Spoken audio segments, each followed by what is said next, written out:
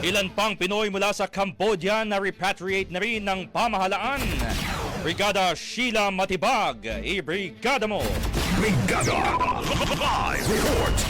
Napauwi na ng gobyerno ng Pilipinas ang dagdag na 10 Pilipino mula sa Cambodia. Ayon sa Department of Foreign Affairs o DFA, mula sila sa Odar Minchay Province at nai-repatriate sa tulong ng Cambodian Law Enforcement Authorities at Philippine Embassy sa Phnom Penh.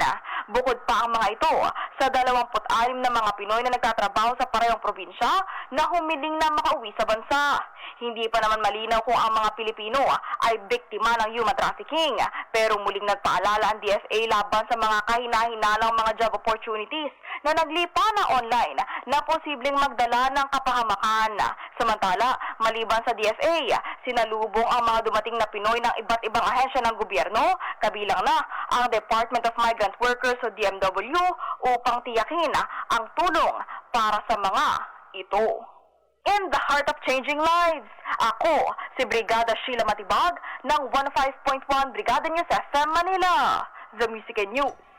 Authority! Brigada Balita Nationwide! Ang bahaging ito ay hatid sa atin ng PowerCell Soya Coffee. Masarap araw-arawin.